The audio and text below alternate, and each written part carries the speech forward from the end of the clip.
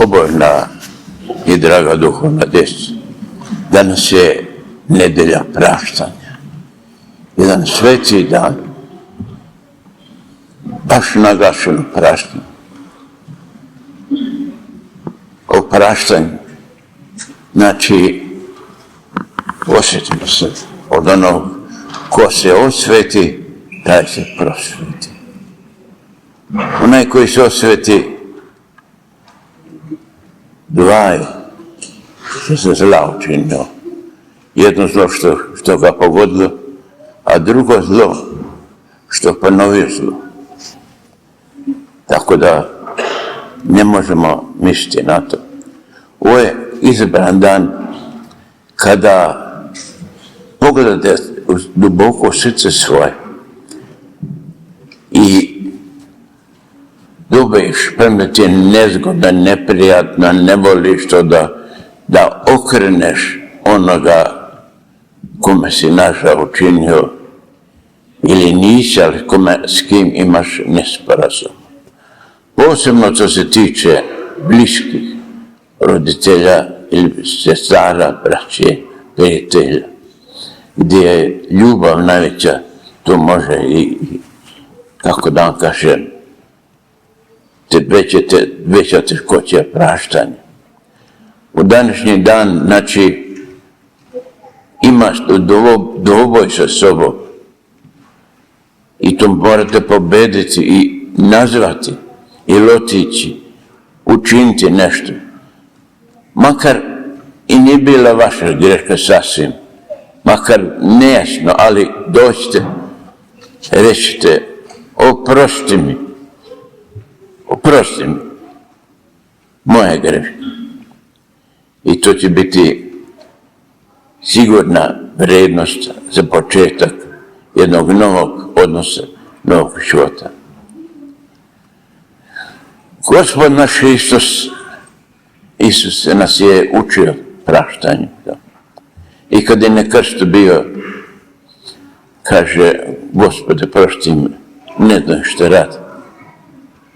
Prosto ali nije, u nikakvom slučaju nije zlo primljeno, niti za vrlinu postavljeno. Jer kad opraštamo, ni ne zlemo to zlo. Naša ideja da onaj koji je učinio zlo, da uvidi to i da se promeni.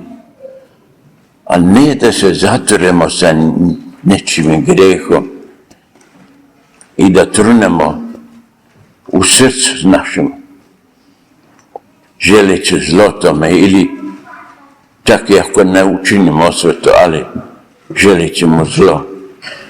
To teško se podnosi. Dolazi nemir, nespokojstvo.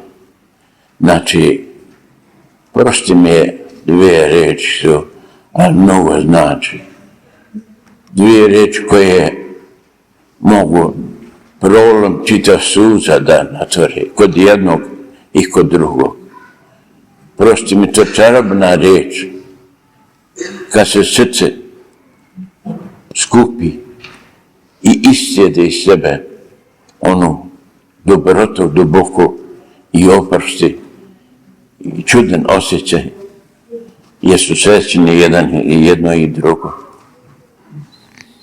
Tako, premda je teško, kad ovako uzvišeno govorimo o praštanju kao vrlini, a kad kući dođemo, ili nas očekuje susjedi koji su zlobni, ili u novinama, ili bile nove vijesti, samo zlo, pa se misli, kako da praštamo, niko ne prašta u ovom svijetu.